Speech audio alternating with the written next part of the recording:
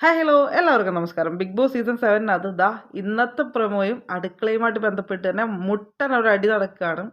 അവിടെ എനിക്ക് തോന്നുന്നു യോഗേട്ട് നിവിൻ എടുത്ത് കഴിച്ചിട്ടുണ്ട്. അത് സാബുമാ വന്ന് ചോദിക്കുന്നുണ്ട്, ഇതിനകത്ത് യോഗേട്ട് നല്ല കുറവുണ്ടല്ലോ എന്ന് ചോദിക്കുമ്പോൾ ആ ഒരു പ്രശ്നം അവിടെ സ്റ്റാർട്ട് ചെയ്യുന്നു. നിവിൻ എടുത്ത് കഴിച്ചിട്ടുണ്ടെന്ന് അതിനകത്ത് സമ്മതിക്കുന്നുണ്ട്. ഇതിൻ്റെ ഇടയിലോട്ടാണ് നൂറ വരുന്നത്. നൂറ വന്നതിന് ശേഷം അവർ തമ്മിൽ വാക്കേറ്റം ഉണ്ടാവുന്നുണ്ട്. നൂറ ഫ്രിഡ്ജിൽ നിന്ന് എന്താണ്ട് എടുക്കാൻ നോക്കുമ്പോൾ എല്ലാവരും കൂടി തടയുന്നുണ്ട്. അതായത് ക്യാപ്റ്റന്മാരായിട്ടുള്ള ആര്യനും അതുപോലെ തന്നെ അക്ബറും തടയുന്നുണ്ട്. ആ തടയുന്ന സമയത്ത് ഫ്രിഡ്ജിൻ്റെ മുകളിലത്തെ, അതായത് ഡോറിൻ്റെ സൈഡിലത്തെ ഒരു നമ്മൾ ഈ സാധനങ്ങളൊക്കെ വെക്കുന്ന സംഭവമില്ലേ, അതിങ്ങനെ ഇളകിയൊക്കെ നിലത്തോട്ട് വീഴുന്നുണ്ട്.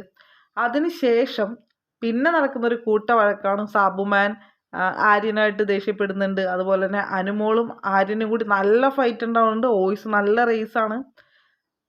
ഇതല്ലാതിന് ശേഷം എന്താ പറയുക, കിച്ചൺ ക്യാപ്റ്റന്മാർ അല്ലെങ്കിൽ വീടിൻ്റെ ക്യാപ്റ്റന്മാരായിട്ടുള്ള ഫേസ് ഭയങ്കര ഒരു എന്ത് ഇത് ചെയ്യാന്നുള്ളൊരു മട്ടിനകത്ത് ഇഞ്ചി കടിച്ച കുരങ്ങന്മാരെ പോലത്തെ ഒരു ഫേസ് കാണിച്ചിട്ടാണ് പ്രമോ അവസാനിക്കുന്നത്.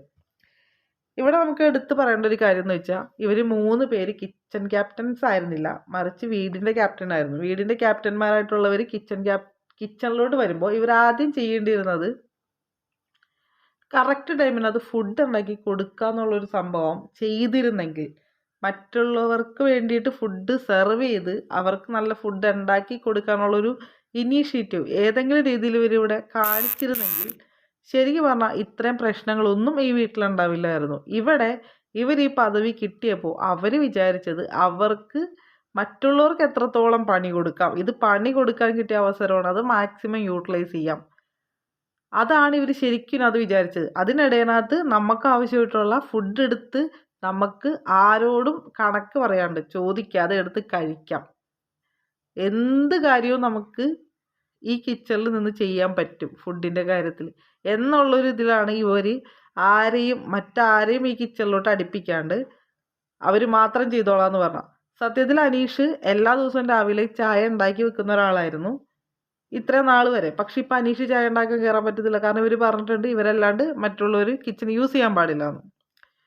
ശരിക്കും ഇവർ മറ്റുള്ളവർക്ക് പണി കൊടുക്കാനാണ് നോക്കിയത്, മറ്റുള്ളവരെ ടാർഗറ്റ് ചെയ്യാനാണ് നോക്കിയത്, മറ്റുള്ളവരെ ഇറിറ്റേറ്റ് ചെയ്ത് അവരെ നെഗറ്റീവിലോട്ട് എത്തിക്കാനാണ് നോക്കിയത്. പക്ഷേ ഇവിടെ സംഭവിച്ചത് ഓരോ നിമിഷവും ഈ ക്യാപ്റ്റൻസി, ഈ 3 പേർക്ക് കിട്ടിയ ക്യാപ്റ്റൻസി ഇവർക്ക് തന്നെ വിനയായിക്കൊണ്ടിരിക്കുകയാണ്. അതായത് ആര്യൻ്റെ ഗ്രാഫ് നന്നായിട്ട് ഉയർന്നൊരു ടൈമുണ്ട് ജിസയിൽ പോയതിന് ശേഷം. പെർഫോമൻസ് വൈസും ഗെയിം വൈസും ഉയർന്നൊരു ടൈമുണ്ട്. ആ ഗ്രാഫ് താഴ്ന്നുകൊണ്ടിരിക്കുകയാണ്. അക്ബറിനൊരു ഒരു സ്റ്റാൻഡേർഡ് കീപ്പ് ചെയ്ത് പോയിക്കൊണ്ടിരുന്ന ഗ്രാഫും താഴ്ന്നുകൊണ്ടിരിക്കുകയാണ്. ഇവിടെ നിവിൻ എന്ന് പറഞ്ഞ കണ്ടസ്റ്റൻറ്റിനെ അവർക്ക്, അല്ലെങ്കിൽ അവരുടെ എന്താ പറയുക, ക്യാപ്റ്റൻസിയിൽ അവർക്കൊപ്പമുള്ള ഒരാളെ നിയന്ത്രിക്കാൻ ഇവർക്ക് പറ്റുന്നില്ല. ഏറ്റവും കൂടുതൽ ആ വീട്ടിൽ പ്രശ്നം ഉണ്ടാകുന്നത് ഫുഡിനെ കുറിച്ചിട്ടാണ്. എന്തുകൊണ്ടാണ് ഫുഡിനിൽ ഇത്ര പ്രശ്നങ്ങൾ ഉണ്ടാകുന്നത്? കാരണം അവർ നമ്മളെപ്പോലെ ഡെയിലി വിശക്കുമ്പോൾ എന്തെങ്കിലും പോയിട്ടെടുത്ത് കഴിക്കാനുള്ള സ്വാതന്ത്ര്യം അവർക്ക് അവിടെ ഇല്ല. അവർക്ക് ലിമിറ്റഡ് ഫുഡേ ഉള്ളൂ. അവർക്ക് വായിക്ക് രുചിയായിട്ടുള്ള ഫുഡുകളില്ല, വെറൈറ്റി ഐറ്റംസ് ഇല്ല, ലിമിറ്റഡ് സാധനങ്ങളാണ്. ഈ ലിമിറ്റഡ് സാധനങ്ങൾ വെച്ച് ജീവിക്കുന്നവർക്ക് ഇടയിനകത്ത് ഫുഡിൻ്റെ പേരിനകത്ത് എന്തായാലും പ്രശ്നങ്ങളുണ്ടാവും. ചിലർ ഇതിനെ നോർമലൈസ് ചെയ്യുന്നതാണ്, പക്ഷെ എനിക്കൊരിക്കലും അത് ചെയ്യാൻ പറ്റില്ല. അപ്പോൾ എന്തായാലും നമുക്ക് ഇതിൻ്റെ കൂടുതൽ വിശേഷങ്ങളൊക്കെ ആയിട്ട് വരാം. ഇത് എന്തായാലും ലൈവിൽ നടക്കട്ടെ കേട്ടോ. ഇഷ്ടപ്പെട്ടാൽ ലൈക്ക് ചെയ്യുക, കമൻറ്റ് ചെയ്യുക, ഷെയർ.